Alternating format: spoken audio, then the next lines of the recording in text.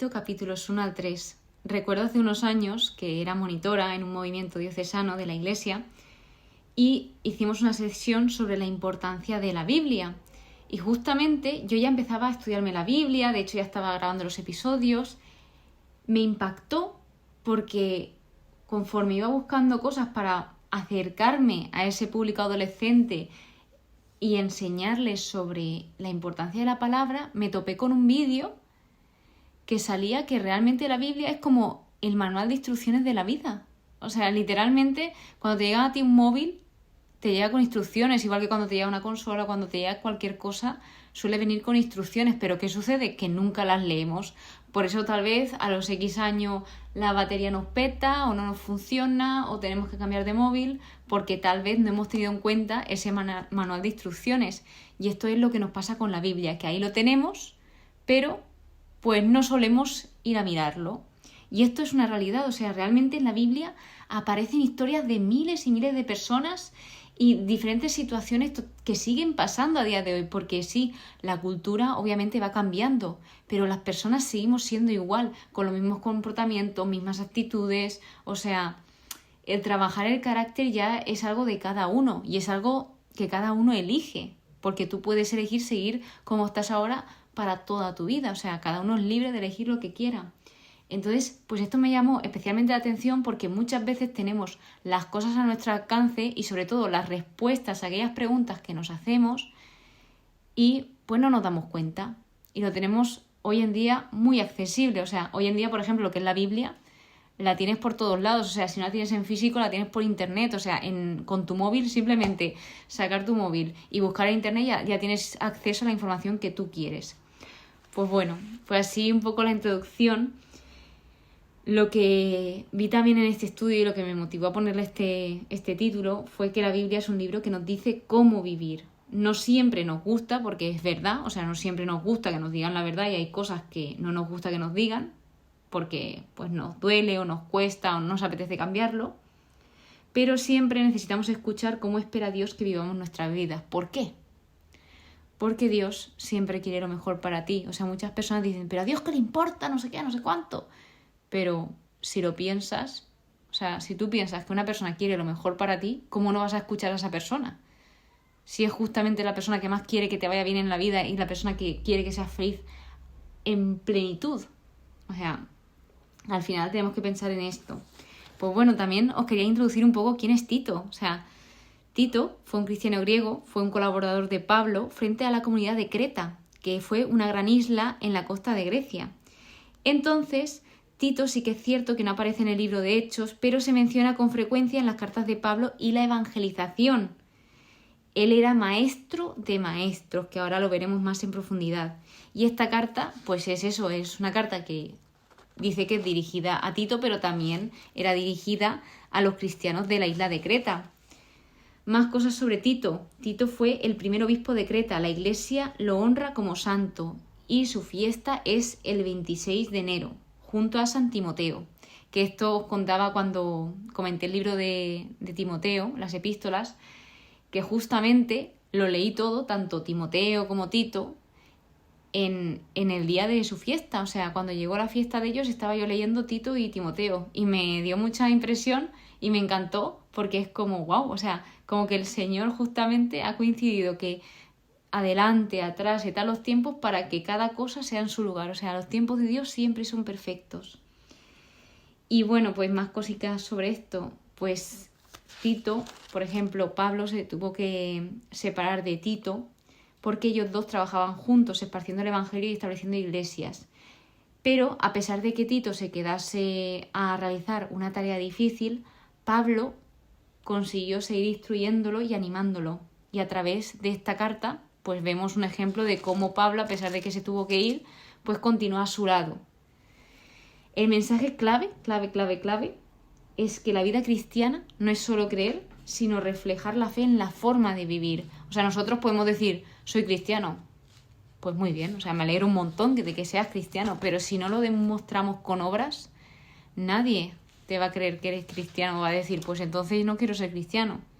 O sea, lo bonito de ser cristiano es decir, soy cristiano y practicar. Porque si solo soy cristiano de palabra, realmente no soy cristiano. No lo he dicho, pero hay que tener muy en cuenta siempre el contexto y la cultura de esos tiempos. O sea, de hecho, la cultura cretense, la palabra cretizo significa ser mentiroso. Y cuando decían que alguien era mentiroso, se referían como cretense. O sea, ser mentiroso era ser cretense. Y ellos eran conocidos por su traición, violencia y su corrupción sexual. Ellos tenían muy mala reputación. Por lo tanto, aquí sabemos que a pesar de todo esto, podrían haber huido y podrían haberlos apartado. Pero Pablo siempre, cada dificultad, la veía como una oportunidad. O sea, todo lo veía como una oportunidad. Entonces, pues esto fue un desafío de evangelizar.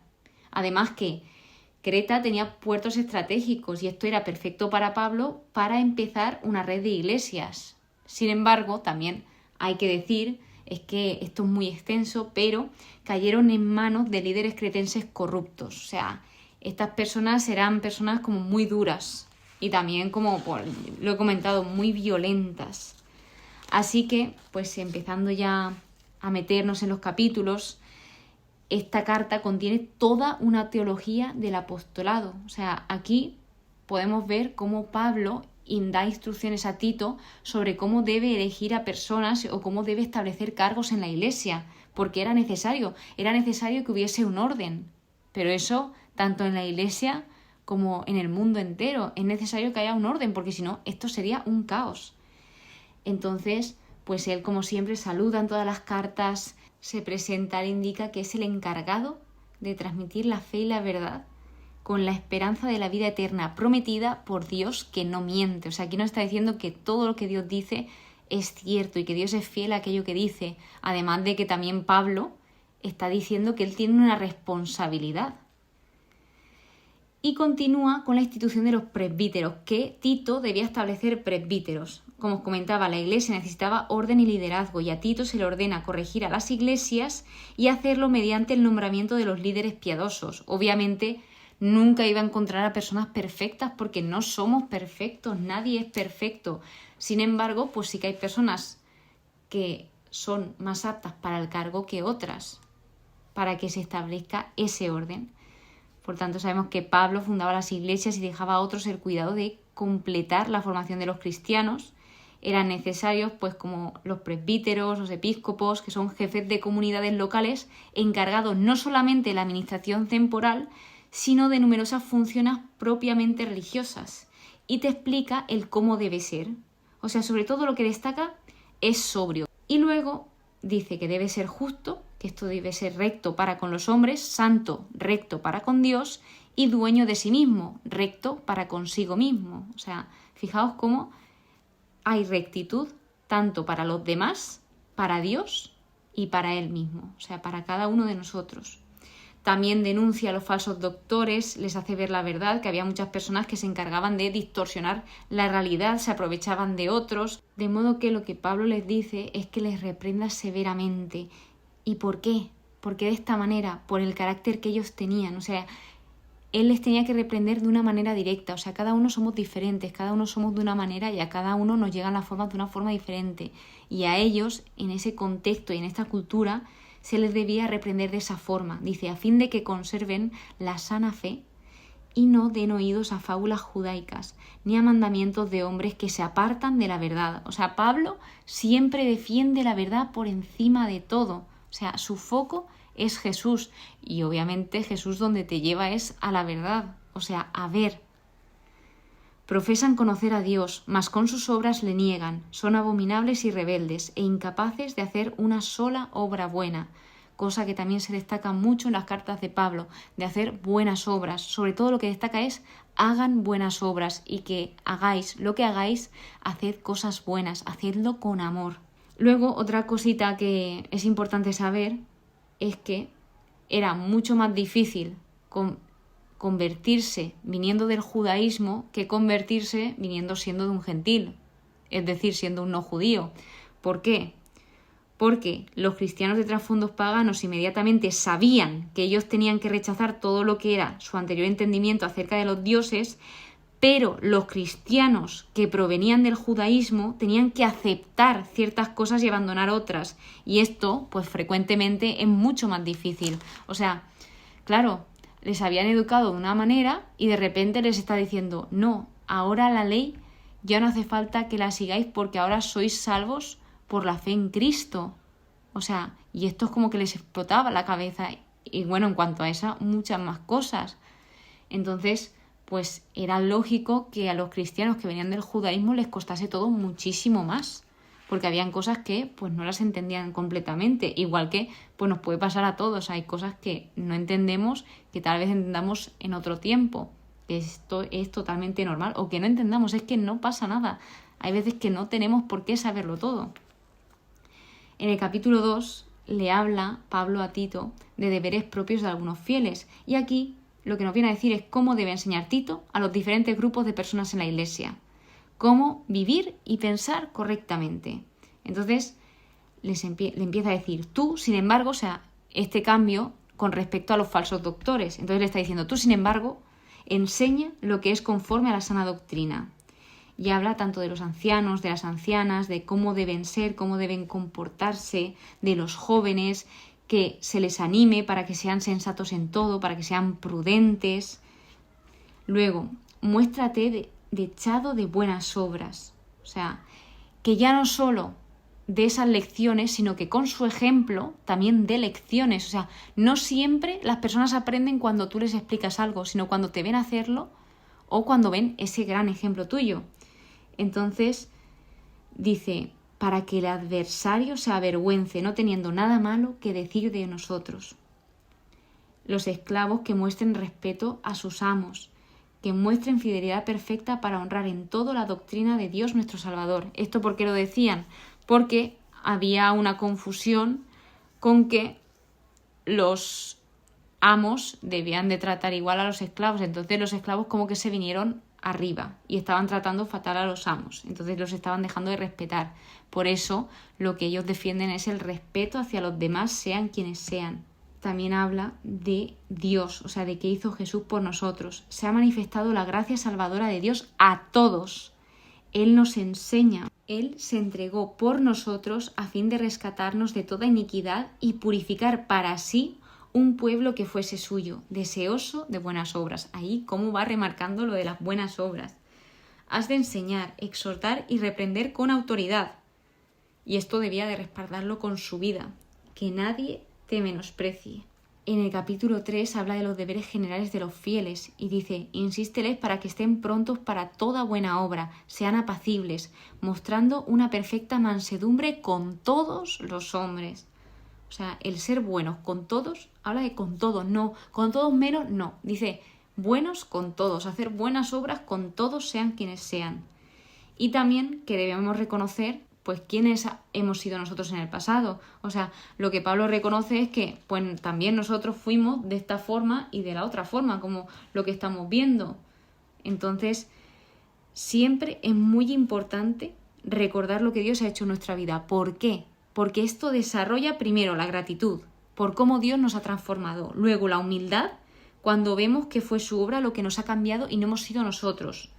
Luego la amabilidad para con otros que se encuentran en la misma situación. Así podemos entender, o sea, viendo algo que nos ha pasado a nosotros, que le está pasando ahora a otra persona, pues seguramente lo comprendamos mucho mejor.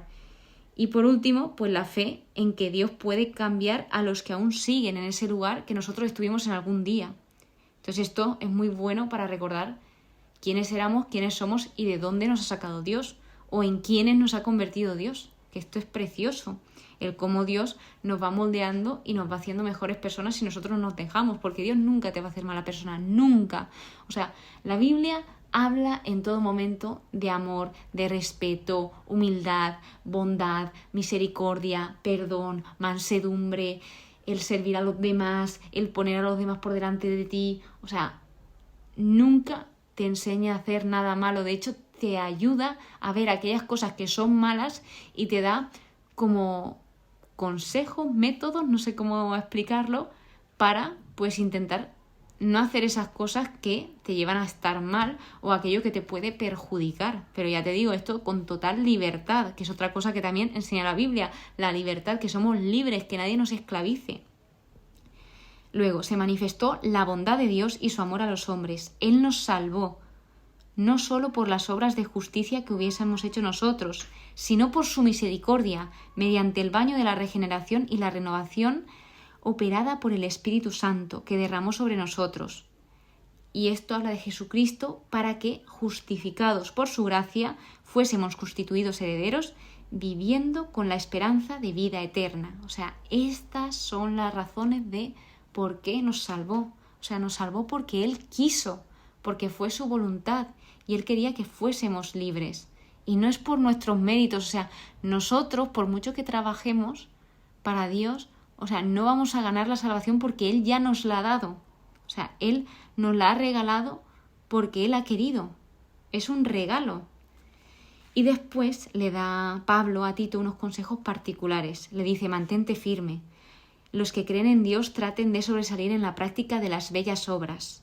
Esto es hermoso y útil para los hombres. O sea, ahí como siempre va remarcándole las buenas obras.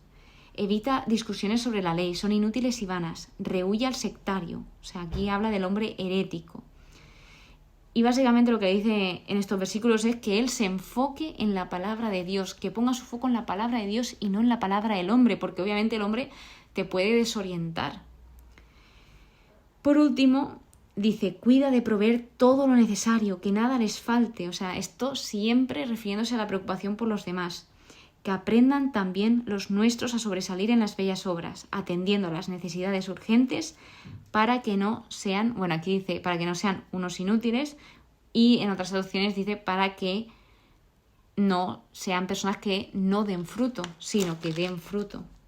Entonces, pues básicamente esto ha sido el libro de Tito, son 3 capítulos, es muy pero que muy cortito, es una página por delante y por detrás en mi Biblia, seguramente que una Biblia con letras más grandes es una página solo. Y la verdad que es muy bonito el ver cómo Pablo se preocupa siempre por los demás, que a pesar de que él no pudo continuar con Tito, le sigue dando ánimo, le sigue dando fuerzas, está ahí a su lado. O sea, es precioso. Y él sobre todo eso, el enfoque en esa palabra de Dios y que a nuestro lado, a nuestro alcance tenemos ese manual para saber o para que también tengamos una idea de cómo vivir. Y cómo vivir desde el amor, o sea, desde los ojos de Dios, que Él te va enseñando cómo amar si tú le dejas. Eso ya es cosa de cada uno. Así que muchísimas gracias por estar aquí, muchísimas gracias por escucharme de todo corazón. Espero que pases muy buen día y que Dios te bendiga.